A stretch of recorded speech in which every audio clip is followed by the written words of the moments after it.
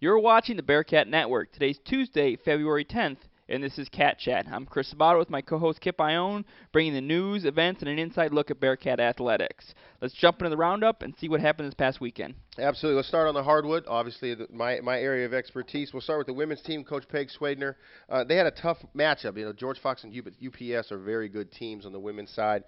Friday at George Fox. I thought the first half they competed their butts off. Were right there within 9 to 10 points.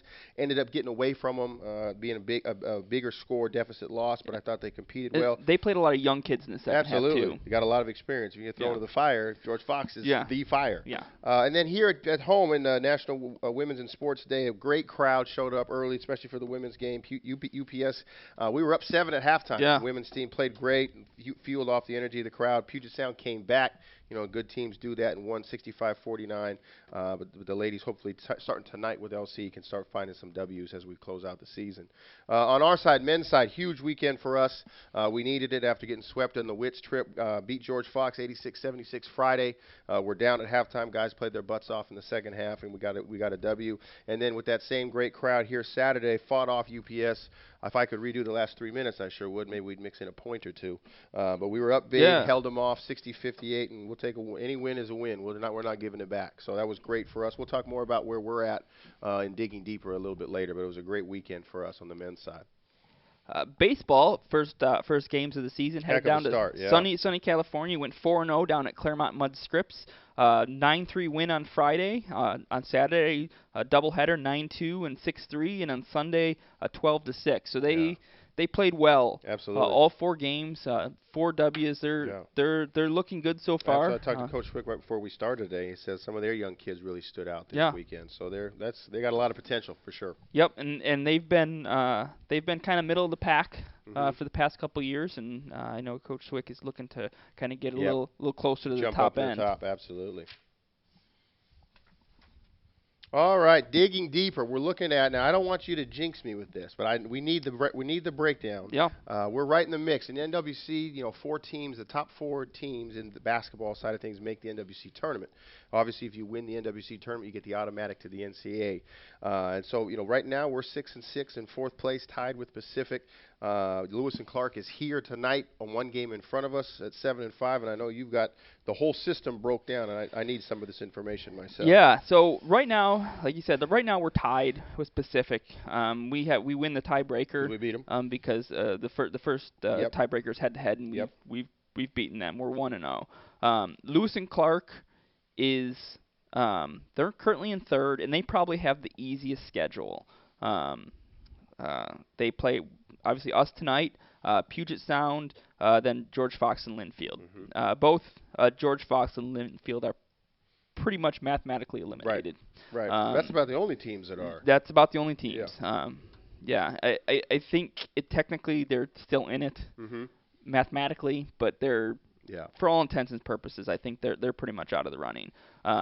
But Lewis and Clark, Willamette, Pacific, Puget Sound, and Pacific Lutheran are all within 2 wins of each other, all fighting for those last 2 spots. So Lewis and Clark, like I said, I think has the easiest schedule.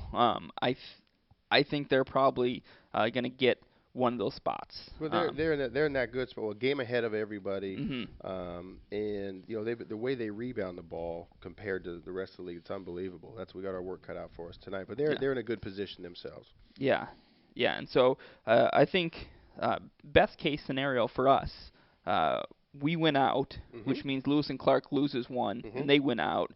We still end up tied with them. Right. So then it goes into this whole long list. Of tiebreakers, which is not nearly as easy to follow as the men's soccer was. Right. But so Willamette and Pacific are tied. Puget Sound and Pacific Lutheran are both tied at 5 and 7. So we're all in that range. But Puget Sound and Pacific Lutheran both have the Wits, which is tough. But obviously the 2 teams we haven't mentioned yet because they're at the top. By a ways. Yeah. Yep. So Puget Sound and Pacific Lutheran are in it, but those are 2 tough schedules that they have remaining. So I think ultimately it's going to come down to Lewis and Clark, Willamette, and Pacific. And we play Pacific Senior night last game, and that could be great. Let's just make that a playoff game. It may come down to it. Right. Going into it, if Willamette and Pacific both have the same records Mm-hmm. and Pacific wins. Right. Now we going, go to the tiebreaker, and they beat Whitman, which will be a number 2 team. which would be a number Yeah. 2, and that's number 2. I would Yep. say. So the tie-breaking procedures. The first one is head-to-head competition in conference games. Yep. So right now we got one up in Pacific. Yep. If they beat us, then we're 1-1. We're even. So we go to the next one, Right. which is results against conference teams in descending rank order. Isn't that a great term? That means, did you beat the first place team? Yes or no? No. Second place team, they would have a yes in that category. Yeah. Since And so Whitman does it swept us. does it stop there? I think right there it would stop if that's the difference. If that's yeah, the difference. If that's the difference. So, yeah. So we need to beat Pacific, Absolutely. and we need to win a couple of these. You know, games. I think what's fun is there being the conference postseason tournament. Like you said, look at there's 5 of us still alive. Yeah. And in a different year and a different schedule where there wasn't a postseason tournament, there'd be 2 teams of the 9 with a chance to do anything. The rest of us would just be playing out the string. Right. So right. The setup's awesome. It keeps it. We got LC tonight, PLU on Friday, Pacific. I mean, all of our games. It basically is a tournament from this point on, and I think that's exciting for us as a staff, as our players, and the fans. Every game's big, and we've had great support and hope to see more of it. Now, is this the first year of the 4-team playoff? No, it was here, then it was gone for in the mid 2000s. It was gone for 3 years. Mm-hmm. It was just if you win the regular season record, you're the champ, and you go. And then this is about the 4th year it's been back. But there was a couple years where it was it was 3 3. team. Yes, when I played from like 99 through 2004, it was a 3-team tournament. Yeah. Then it was gone. Then it came back as a 4-team. So I really like it.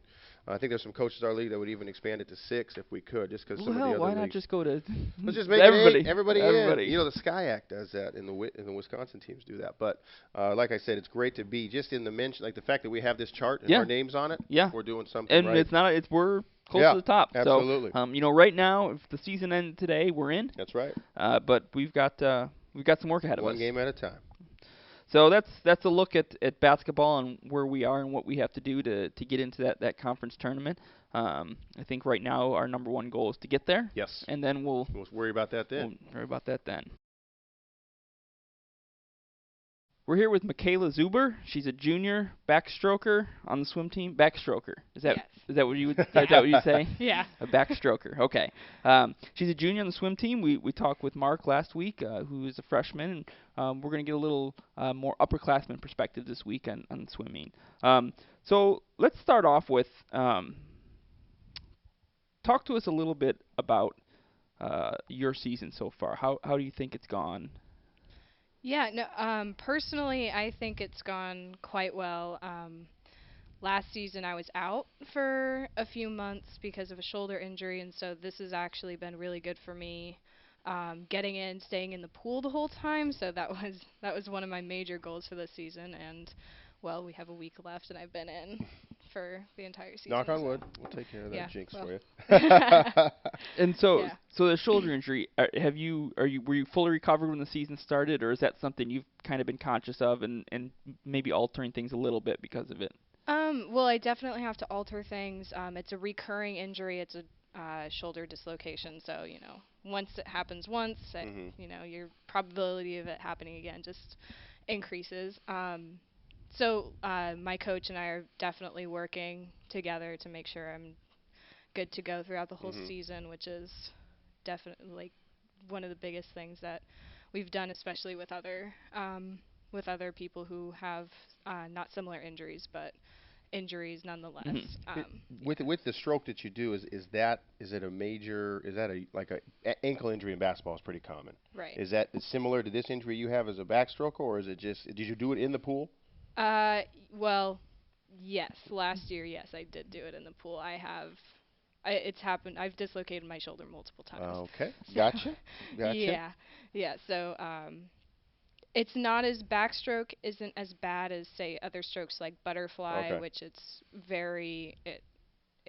shoulder really, dependent, so to speak. Okay. Yeah, very arm dependent, just in general. And with backstroke, the movement is a bit more natural. Okay. So it's a little bit better. Gotcha. So when you dislocate your shoulder in the pool, how does that go? Do you just it's out and now you just sink?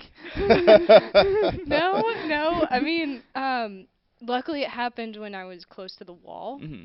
So I was able to just grab onto it. My friend Jason helped hold me up for a little bit, and then we just put one of those aqua belts around me, and I just pulled myself towards the end of the pool and got out, and then dealt with it afterwards. Gotcha. Dealt with it. It seems like in swimming, an injury during the activity is a little more dangerous. It's scary thinking about it. Yeah.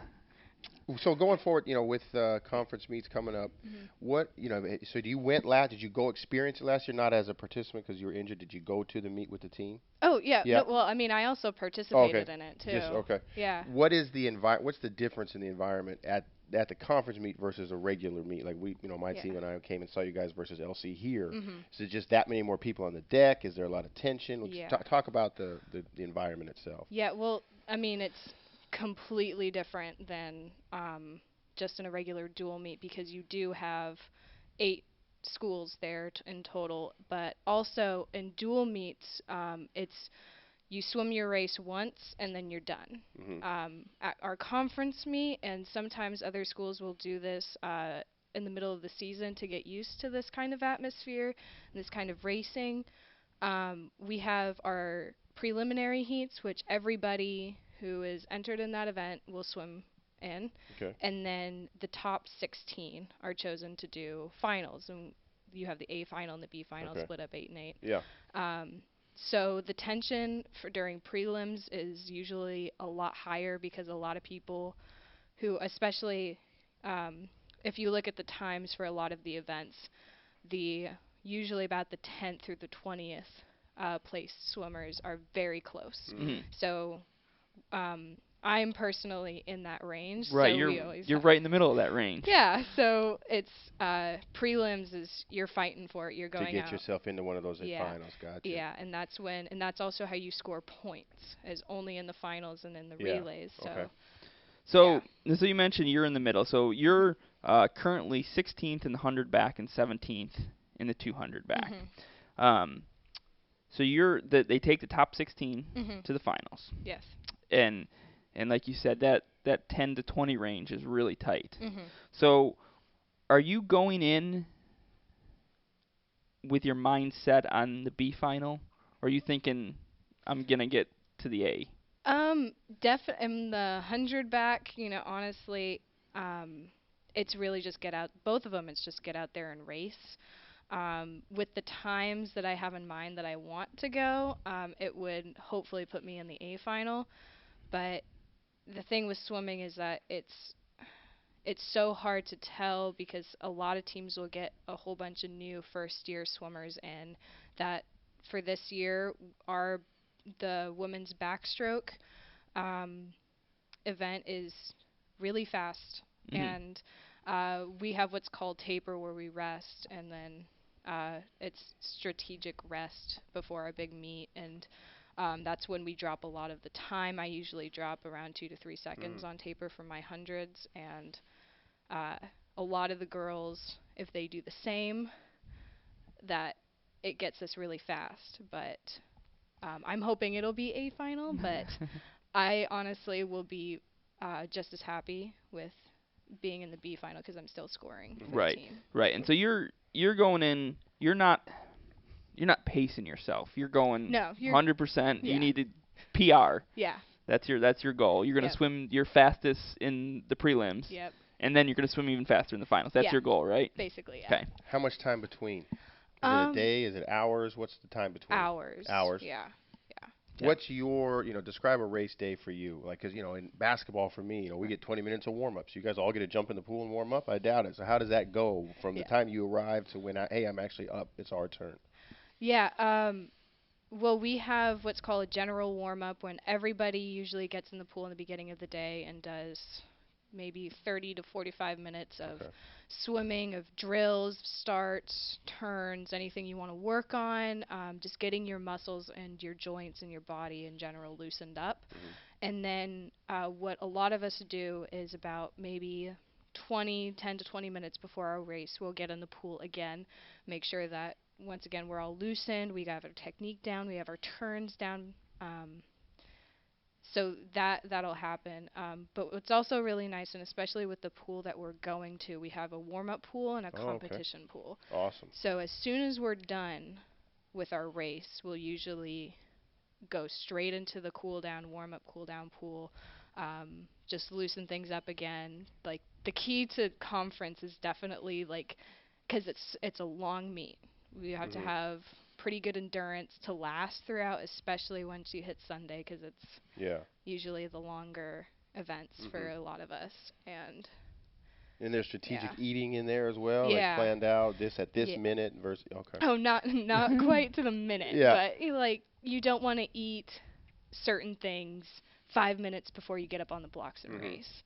But there are, like, you do need to keep yourself, plenty of hydration, the usual, just keep your energy levels up. We'll have our thing our team has is we always we're really big into honey because it's really easy to digest and it's not like swishing around in your stomach during the races. Wow. So, That's insider information. Honey. Yeah. I like honey. it. I like it. So we talked a little bit last week about the conference meet, and it's 3 days, and there's 2 swims each day. What do you do in between the swims? So you swim in the morning, you swim in the evening, and there's that gap of a couple hours. Yeah. And you guys are going to go back to the hotel, most likely. Yeah. What are you doing during that time? Sleep. So you just go back to the hotel, get in bed, and sleep, and... Yeah. I mean, it's... for the morning, it's about 4 to 5 hours of just racing and cheering, and it gets to be pretty, it's tiring. And then, so normally we'll go out to lunch. Either some people's parents come down, and they'll go out to lunch, or the team will go out to lunch, get something, and then normally it's go back to the hotel room and then just relax, have some downtime before we have to get back to the finals. So. And so you mentioned the cheering, and swimming is a very team cheering. Yeah. There's a lot of that going on. Oh yeah. And so does that change at the conference meet when there's so much more that you need to get out of your own body? Are you cheering a little less and making sure you're prepared for your races a little more, or is it just like just more of everything? 'Cause I'm envisioning the loudest place ever. Oh, if there's that many teams of swimmers. Yeah. Wow. Yeah. And our team, like Willamette, we take a lot of pride in being... Well, I've heard you guys at our games. Oh, yeah. You're loud. It's awesome. Yeah. Yeah. Yeah, so it's... When we go into conference, as a team, one of our main goals is, like, for prelims, we're up there cheering for everybody and anybody that's racing, whether they're the slowest person on the team or the fastest person on the team. We all are almost always there, like, either on the side of the lane or the side of the pool or back, depending on whether we'll get to actually be on the kind of the separator between the competition pool and the warm-up pool. We'll be up there cheering. And Super. Yeah. Super. So let's switch gears a little bit and let's talk a little bit academic. What's your major? Economics. Economics. And did you come in as a freshman saying, I am going to be an economics major? I'm one of the few actually who did. Okay. Yeah. So why? Well, it's actually kind of an interesting story because economics was definitely my economics class in high school was the class I hated the most. And I just had a bad teacher, bad class. It was overall just horrible. But I did like the material that we were learning, and I thought it was really interesting. And then I got to college. I just took one of the basic 100 level micro or macro, one of those. Principles of micro class, and I thought it was great. I met one of my best friends in that class and just loved it. I really liked the department as well. So I just started taking the classes again, and then I actually talked to the department chair, who's one of my professors this semester, and he's like, oh, well, you're going to need a lot of math too. And so then I took calculus and then multivariable calculus, and now getting into the higher level math classes. And honestly, I think it's great and fun. So do you feel like you were prepared for the time management required to be a swimmer? Because you guys are in the morning, you guys are at night, plus all that class load. How do you go about budgeting your time? What's the secret to your success? There's really no secret. Just is your life on Google Calendar? Yes. Yeah. Yes. I mean, there's some stuff like swim practice that's like I don't put in because You just it's know. a given. Yeah. I know when it is. Mhm. It's okay. But yeah, it's really I get as much done during the day as possible, and if I need to work late into the night, I will. Mhm. Um, but I do remember freshman year and sophomore year it being kind of it was very stressful and trying to get everything done and keeping my grades up and all that Yeah. fun stuff. Right. Right. But this year I've just kind of as my friend so eloquently put it, the junior calm has set in. There I'm you just go. like, It's you a know great what? term. I'm Yeah. just gonna do it. Yeah. I have a lot to do, but I'm just gonna do it. Awesome. Yeah. So what's the favorite class you've taken at Willamette? Ugh, it's hard. I absolutely loved my multivariable calculus course. Um, my linear algebra class right now is also really fun too. I like math. I don't think we've Good. ever gotten those two answers. No. But that's great. I like it. That's good. I like it. Yep. That's good. Yep. Well, great. We appreciate you joining. Yeah. Yep. Good luck. Yeah, Michaela Zuber, junior backstroker. Good luck to you this weekend at conference. Yeah. Thank you. All right, looking ahead this week, it's a busy week on campus, and we're kind of around for the winter sports, kind of close to wrapping up, and some of the spring ones taking off. Men's and women's basketball at Lewis and Clark here today, doubleheader, 6 o'clock for the women's team, 8 o'clock for us, and then Friday, quick turnaround for our second game of the weekend. We're off on Valentine's Day, which I know some of the coaches' wives and husbands are happy about. PLU is here, so the women will take them on at 6, and we'll take them on at 8. Baseball this weekend. Heading up to Wilsonville Yeah, interesting. to play Lewis and Clark. They do this every year, and basically it gives them a chance to get a game in on a turf field. So it's a non-conference. It's a non-conference. Yeah, it's a non-conference game against Lewis and Clark, and it's at a neutral site. And I believe it's at Wilsonville High School. Okay. Is where it's at. But just taking advantage of that turf in this rainy Exactly. Oregon weather. Women's tennis, Coach Becky Roberts and the ladies take on College of Idaho Friday at 1 p.m. at the Courthouse Tennis Club. So is that their first or second of this spring season? This is their first match of the spring season. Yep. So good luck to them opening the year. Yeah, and women's swimming and men's swimming. We talked with Michaela earlier. Yep. And we talked with Mark last week. Northwest Conference Championships coming up. Huge for them. This weekend, Friday, Saturday, and Sunday. It's down in Corvallis at the Osborne Aquatic Center. Like we had mentioned, 2 swims a day, six total swims. And you can follow on the website. It will be streamed. There's going to be live stats and all kinds of way to follow what's going on. Pacific University is hosting down there, and they do a good job. So there should be lots of information on that. To wrap things up, another week, another couple wins and a couple losses. That's right. Hopefully this next week we'll have more wins than losses. That's right.